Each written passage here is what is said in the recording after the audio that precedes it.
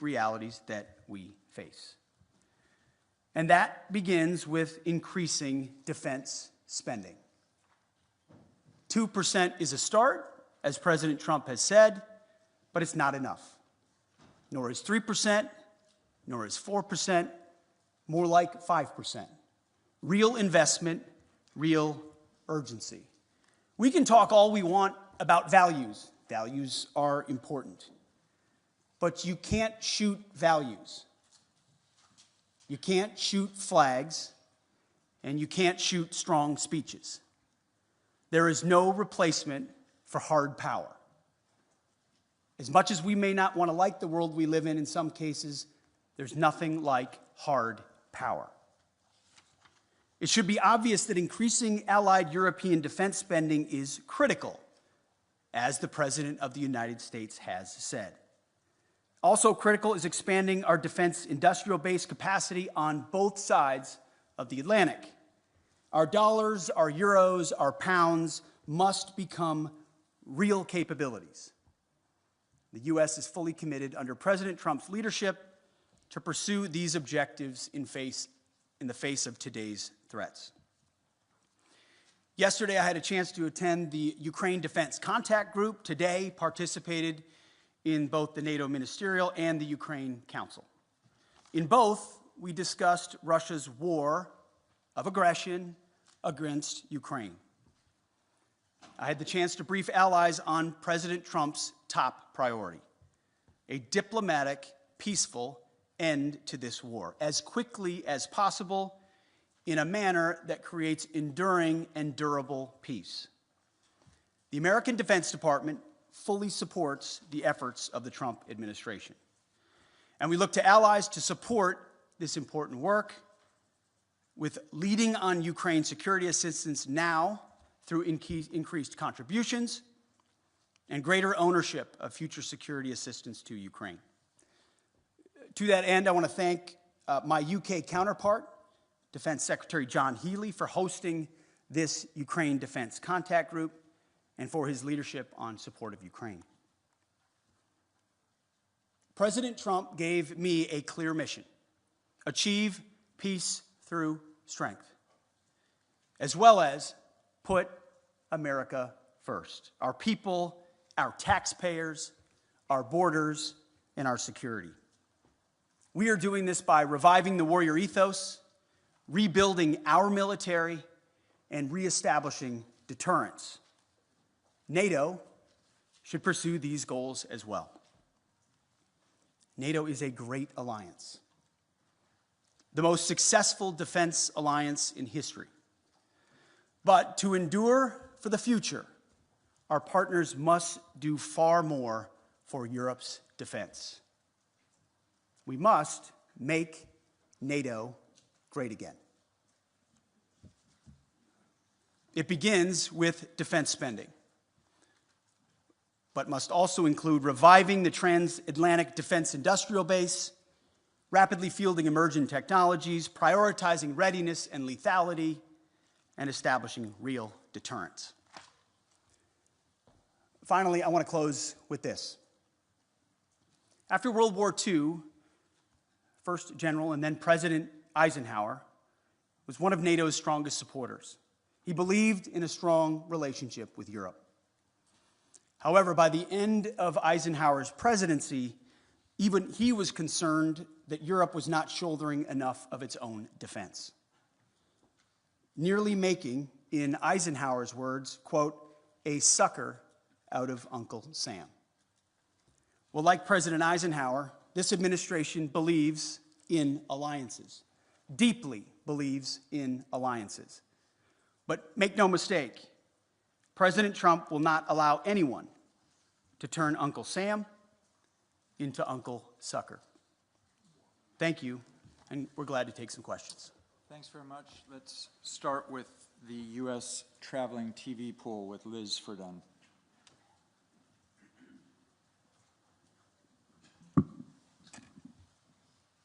Thank you, Secretary Hegseth. You have focused on what Ukraine is giving up. What concessions will Putin be asked to make? I would start by saying the the arguments that have been made that somehow coming to the table right now is making concessions to Vladimir Putin outright that we otherwise, or that the president of the United States shouldn't otherwise make, I just reject that at its face. There's a reason why negotiations are happening right now, just a few weeks after President Trump was sworn in as President of the United States. Vladimir Putin responds to strength. In 2014, he invaded Crimea, not during the presidency of Donald Trump. Over 4 years, there was no Russian aggression from 2016 to 2020. In 2022, Vladimir Putin took aggression on Ukraine. Once again, not while President Trump was president of the United States. So any suggestion that President Trump is doing anything other than negotiating from a position of strength is on its face ahistorical and false. So when you look at what he may have to give or take, what's in or what's out in those negotiations, we have the perfect deal maker at the table from a position of strength to deal with both Vladimir Putin and Zelensky. No one's going to get everything that they want, understanding who committed the aggression in the first place. But I challenge anyone else to think of a world leader at this moment who, with credibility and strength, could bring those two leaders to the table and forge a durable peace that ultimately serves the interests of Ukraine, stops the killing and the death, which Trump has been clear he wants to do, and hopefully ultimately is guaranteed by strength of Europeans who are there prepared to back it up.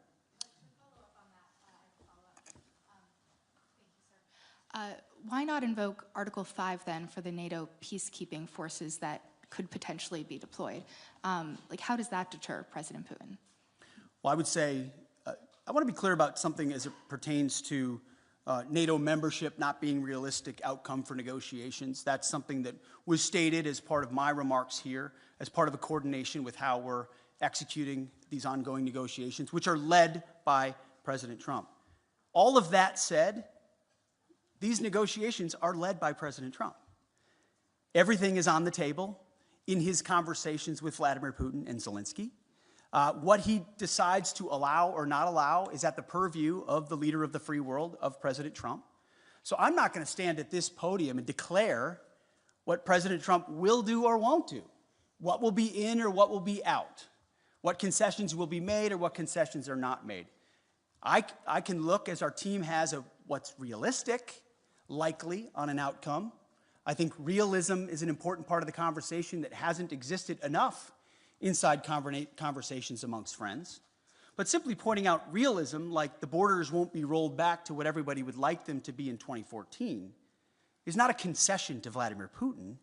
It's a recognition of the hard power realities on the ground after a lot of investment and sacrifice, first by the Ukrainians and then by allies, and then a realization that a negotiated peace is going to be some sort of demarcation that neither side wants. But it's not my job as the Secretary of Defense to define the parameters of the President of the United States as he leads some of the most complex and consequential negotiations in the world. Sticking with the U.S. press, let us go with Axios' Zach Basu, right in the far right. Thank you, Mr. Secretary. Given the position you've now staked out, what leverage exactly is Ukraine being left with, especially if the U.S. also plans to wind down its military aid? And then quickly, if a NATO ally is attacked by Russia or any country, will the U.S. unequivocally uphold its obligations under Article 5, regardless of that country's Well, we've said spending? we're committed to the alliance, and that's part of the alliance, right? You point out Article 5, you point out Article 3. It's just a cheap, I'm not saying it's cheap coming from you, but it's just a cheap political point to say, oh, we've left all the negotiating cards off the table by recognizing some realities that exist on the ground. President Zelensky understands the realities on the ground, President Putin understands the realities on the ground, and President Trump, as a deal maker, as a negotiator, understands those dynamics as well. By no means is anything that I state here, even though we lead the most powerful military in the world, hemming in the commander-in-chief in his negotiations to ultimately decide where it goes or does not go. Well, he's got all the cards he would like.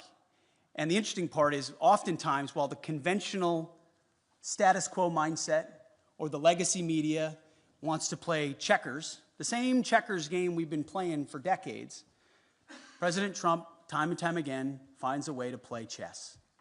As a deal maker, as a businessman who understands how to create realities and opportunities where they otherwise may not exist. Take, for example, the conversations that our Treasury Secretary had in Kyiv recently with President Zelensky, which will continue in Munich with our Vice President and Secretary of State, around investments and resources inside Ukraine. I don't want to get ahead of any decision or announcement that could be made there. It could be any number of parameters.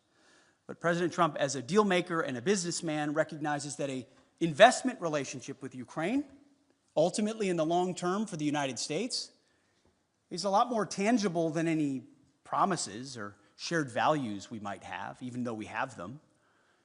There is something to relationships and deals in real ways, whether militarily or economically or diplomatically, that he sees that are possibilities that could forge together a lot of opportunities to show that solidarity that Vladimir Putin will clearly recognize.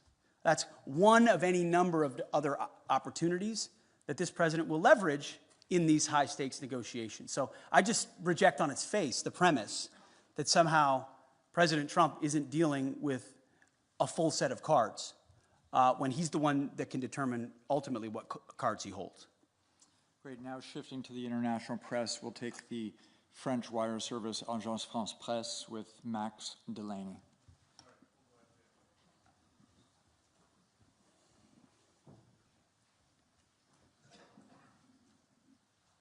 Thank you very much. Secretary of Defense, you've spoken about trying to force both Putin and Zelensky to the table. Can you give a guarantee that no deal will be forced on Ukraine that they do not want to accept, and also that you will include Europe in the negotiations about an issue that concerns European security?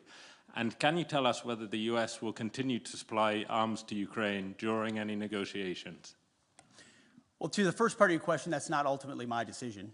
The President will lead these negotiations alongside our Secretary of State, our National Security Advisor, and numerous other officials that will be involved. And ultimately, we've played our role in talking to our NATO allies about what that would look like.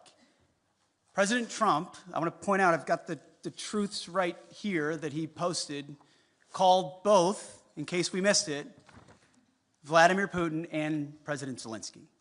Called them both. Any negotiation that's had will be had with both. I also am very encouraged by what the Secretary General has said here. Clearly attuned to the realities of the moment, the need for peace, and that the NATO alliance and European members will play a role in that.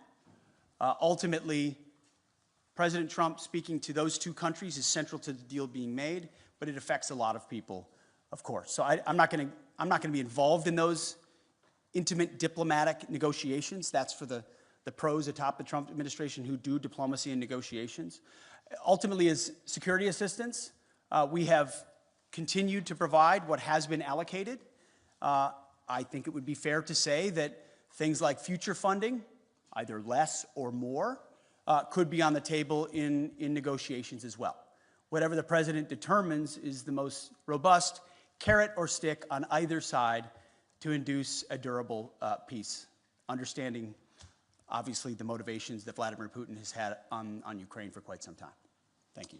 We'll have a second international press outlet. We'll go with the German paper Frankfurter Allgemeine Zeitung with Dr. Thomas Kutschka. Thanks a lot, Thomas Kutschka, Frankfurter Allgemeine Zeitung. Good afternoon. Mr. Secretary, 2 questions, please. The first one regarding the new defense investment pledge.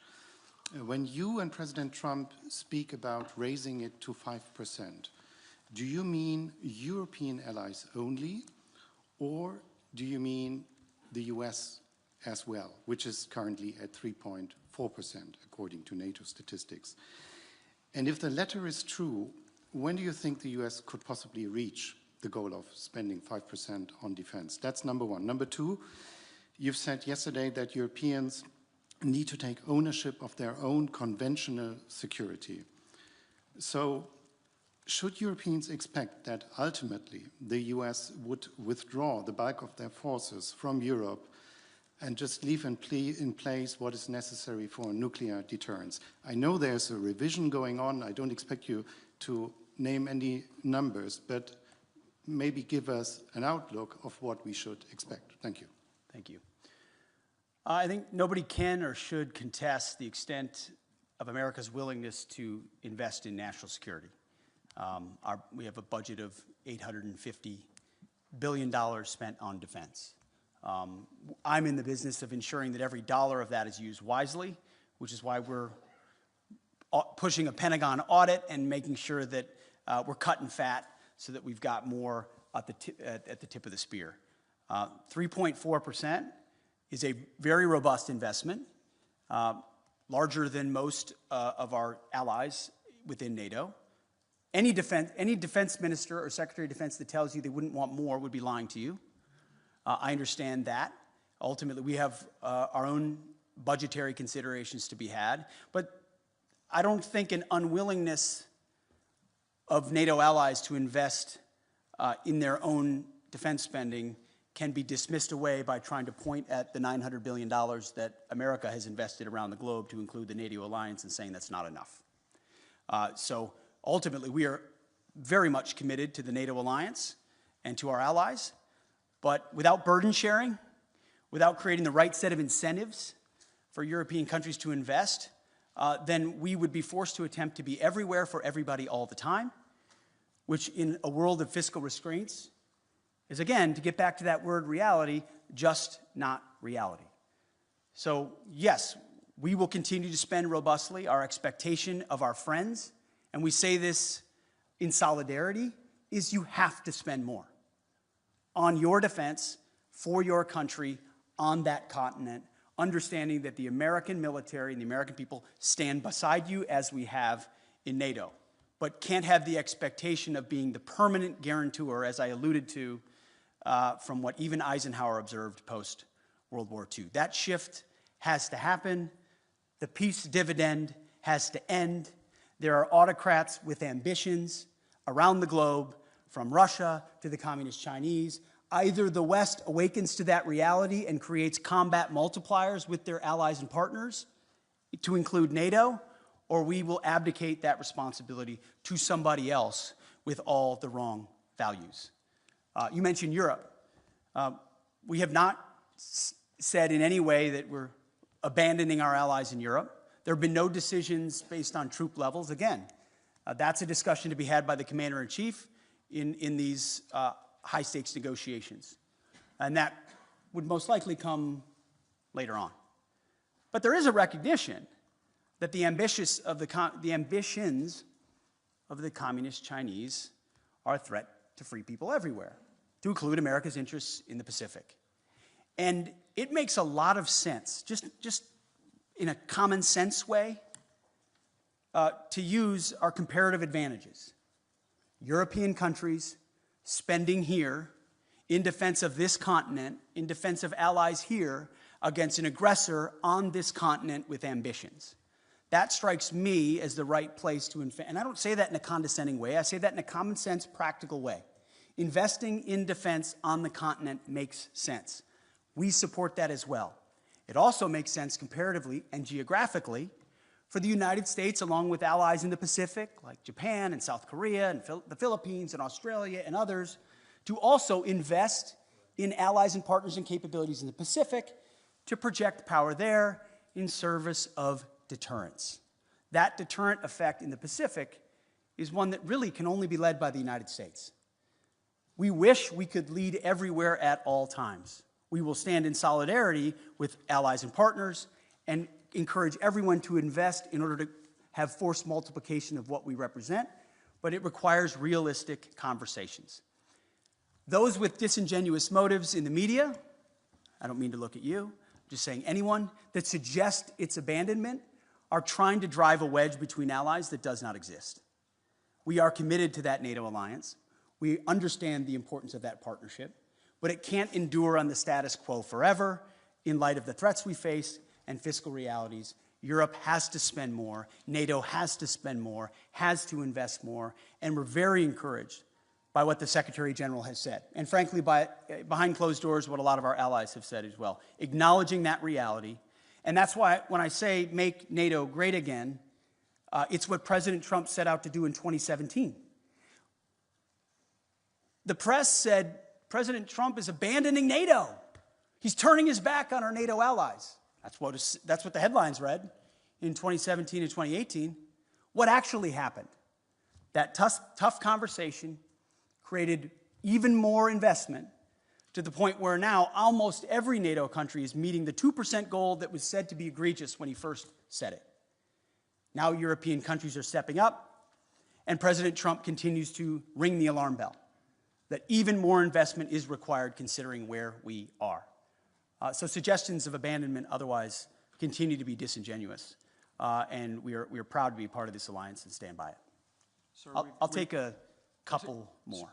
Sure. Why don't we take one from a U.S. outlet and one from an international outlet? With the U.S. outlet, pardon me, sir, what we're going to take from the U.S. is Logan Rattick from Newsmax, please. You talked about expanding the defense industrial base and also expediting foreign military sales. Can you expand on that a little bit and how important that is to NATO? Well, one of the self-evident conclusions of the war in Ukraine was the underinvestment that both the European continent and America has had, unfortunately, in the defense industrial base. The ability to produce munitions, emerging technologies, rapidly and field them was a blind spot exposed through the aggression against Ukraine. Ukraine has responded to that, as we've had a chance to listen to a great deal. Europe is responding to that, and so is America. We have to do more to ensure, whether you call it the arsenal for democracy or defending the free world, if America can't build and export and build and provide rapid capabilities because we're too stale or static or bureaucratic or the Pentagon is bloated, then we're not able to field the systems we need in the future. So deep and dramatic reforms are coming at the Defense Department with the leadership of President Trump to ensure that we're investing robustly in our defense industrial base. A great example is shipbuilding. We need to vastly increase our ability to build ships and submarines, not just for ourselves, but to honor obligations to our allies as well. And we will do that. Foreign military sales is another thing I mentioned this morning with the Secretary General. We have, for a long time, been the country, by, with, and through, that our allies are able to supply major platforms and weapon systems like the F-35 and the Patriots and others. Whatever the system is, we need to reform that process so it's quicker. So a request today isn't delivered 7 years from now, but 3 years from now with less red tape and with the most efficient and effective technology possible. We hear that from our allies, and that's part of being a good faith partner, is we're going to invest in our defense industrial base. We're going to make sure foreign military sales are as rapid as possible, which again is a force multiplier for American power, which is something we want to do in a contested world. For our final question, we'll go to an international outlet, the Japanese service NHK, with Tsuchiyo Sugita, please. Sachio from NHK, the Japanese TV station. Thank you very much. I would like to ask about China. As you have mentioned that U.S. will be prioritizing in deterring China. What role will you be expecting like Japan and IP4 countries to play in this context? Sure. I mean, first of all, I would point out that President Trump has expressed a strong relationship with Xi Jinping. We don't have an inevitable desire to clash with China. There's a recognition that there are divergent interests which lead to a need for strength on the American side to ensure our interests are advanced, and that ultimately any aggression is deterred. That's a real thing, but we don't feel like conflict is inevitable and certainly don't seek conflict with China, and that's why President Trump has that good relationship with Xi Jinping. But it was prudent for us to work with allies and partners in the Pacific to ensure that that deterrence, hard power deterrence, not just reputational, but reality, exists. And that's why a lot of my first phone calls as Secretary of Defense were to Pacific allies, to Australia, to Japan, to South Korea, to the Philippines, and others, and will continue, because that, just as this alliance in Europe is critical, working by, with, and through allies and partners in that region who understand the reality of the ascendant Chinese threat will be critical. It can't be America alone. It won't be America alone if we are to deter that. So it is a focus. I've articulated that from day one. America achieves strength, whether it's in peace through the Ukrainian conflict or deterring it in the Pacific through strength. There's a reason why Donald Trump emphasizes peace through strength at every moment. My job alone as the Secretary of Defense is to ensure he has the strongest, most capable, most lethal military possible. Heaven forbid we have to use it. It's meant and built for deterrence, but if we have to, we can close with and destroy our enemies and bring our men and women home with success as quickly as possible. Thank you very much for being here. Thank you, everyone.